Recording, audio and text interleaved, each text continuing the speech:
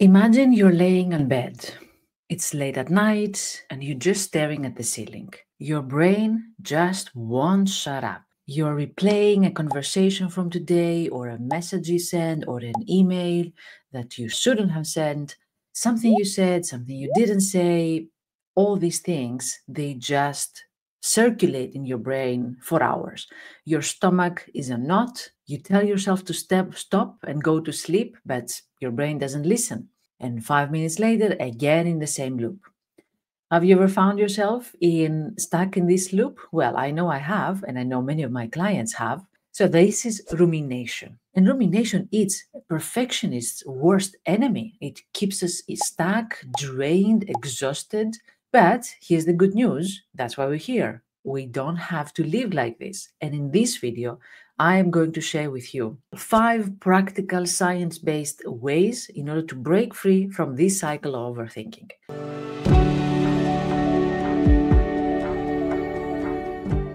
Hi, I'm Vassia. I'm a psychologist, and I'm here to help you live a calmer and more peaceful and more joyful life. Now, before we dive into the strategies, let's talk about why we ruminate in the first place. Why is this happening? Why with this part of our brain cannot stop?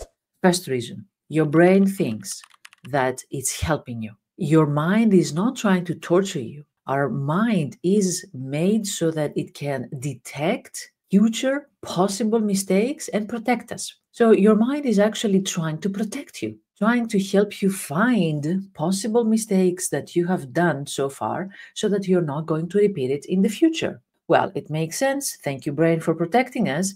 But at the same time, your brain is getting stuck into thinking only about the problems and not into solutions. It doesn't try to solve anything. It just goes into circles. And that's why it needs our own intervention. Second reason is because of perfectionism. Of course, would it be a video that I would not talk about perfectionism? No. So, of course, perfectionism and what goes together with that? Fear of failure. High achievers like us ruminate a lot because we want to control every outcome. We don't want to be surprised with any outcome or any scenario that we haven't thought through. So if something feels unresolved, our brain just keeps chewing on it, convinced that thinking more will prevent mistakes that we will regret later. Another reason is chronic stress and burnout. When we are under these conditions, our brain keeps going on and on and on. The more exhausted you are, the more likely is that your brain will just get stuck into this loop, thinking again the same things over and over. And we have talked about this before. When we are under chronic stress, our amygdala is overactivated and our prefrontal cortex that actually does the strategic, the smart thinking, the good decision making is not working properly. That's why we are still in this broken record loop where we're thinking only about the problem as if it's a life-threatening situation, but we cannot get out of it and connect with the next step. So let's go to the tips. That's what you were waiting for. First tip, name it to tame it. One of the fastest ways to break this circle is just to call it out. Instead of saying, I'm just thinking about XYZ, you have to say, I am ruminating about this. It's this observation, this realization that according to research, it shows that labeling this thought pattern reduces its emotional charge. It's not as powerful anymore. And then you're more capable to step out of yourself and realize, oh, my brain is stuck again. So awareness is the first step to change. Second step, break the loop with pattern interrupts. We said before that your brain is like a broken record, like it's stuck on repeat. And then what you need is just to scratch the record in order to break the loop, which means practically move, get out of your chair, get out of your bed, physically move, stretch, stand up, splash some cold water in your face. We need to create that scratch so that we can get out of this loop. Use a disruptor phrase that you can say to yourself, not now, brain. Thank you, brain. Or I'm not going to think about it now. I have something else in my mind. So it might sound simple or silly, but redirecting your thoughts can, of course, weaken the rumination habit over time. By the way, since we're talking about overthinking, have you got my guide with 7 science-based, practical, easy ways to stop overthinking?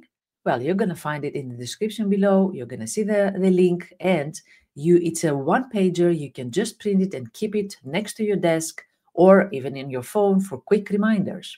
Number 3, shift from why into what. One of the biggest rumination traps is asking yourself the wrong questions.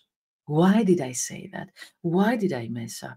Why did I have to talk? Why couldn't I wait? Why do I feel like that? The why question so many times. The thing is that the why question doesn't lead to solutions. They just keep you stuck ruminating over the same problem. So instead of asking why, let's shift to what. What can I learn from that?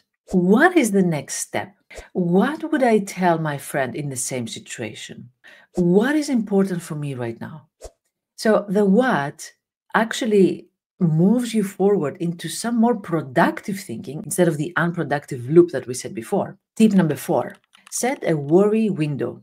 It doesn't mean that because we don't want to ruminate, we don't want to worry. Of course, it's normal that we worry. Of course, it's normal that we think and reflect over past conversations and probably past mistakes, of course. But the trick here is that you are controlling your brain when you're going to think that. So here's how it works. You can pick a time, let's say tomorrow morning at 9 a.m. and tell yourself, if I need to obsess, it's fine. I'll do it. No problem. But I'm going to do it only then. And then when the time comes, then you can decide whether you're going to go back into this rumination topic, or you can even ask yourself, do I really want to dwell on this? Do I still want to dwell on this? Maybe just because you gave yourself that distance from the problem, maybe when that time comes, you have already different perspective about the topic. It's not that important anymore. And then you realize, like, you know what? No, I don't need anymore. I don't need to think about it. 90% of the time, you don't need it. And if you do, yeah, of course, it's fine. Give your brain a boundary, give yourself the time that you want to think about it, and you're good to go without your thoughts hijacking your day. Tip number 5, rewire your brain with action. A rumination thrives when we are mentally idle. And one of the fastest ways to shut it down is just to take action. If you're ruminating, for example, about an email you sent, well, send another one to clarify. If you're stuck on a decision, for example, set a deadline and then make a choice. Like, I cannot think about this decision forever. Until Friday, the end of the working day, I have to make a decision. That's your boundary. And then you are forcing yourself to take some action.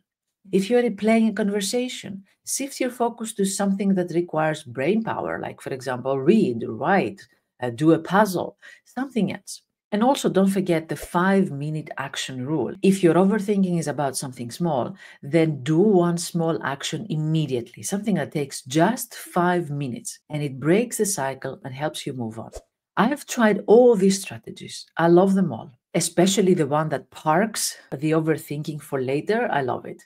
I always say to myself, well, I'm going to think about it later. I'm going to think about it tomorrow morning or in 5 hours. And indeed, I see that my perspective has already shifted and it's not that important anymore. So to quickly recap, 5 ways to stop rumination. Name it to tame it. Second, break the loop with pattern interrupts. Tip number 3, shift from why to what thinking. Not why did I mess up, but what can I learn from it? Tip number 4, set a worry window. And tip number 5, rewire your brain into action. Remember, you are not your thoughts. The magic here happens when we take control over our brain and we can train our brain to focus where we want. We are not into survival mode anymore. We are into thriving mode. So what is the strategy that you are going to try first? Let me know in the comments. And if, of course, this video helped you, hit the like button. It tells YouTube to show this to more people like you. Your thoughts don't have to control you. Thank you for watching. Until next time, take really good care of yourself.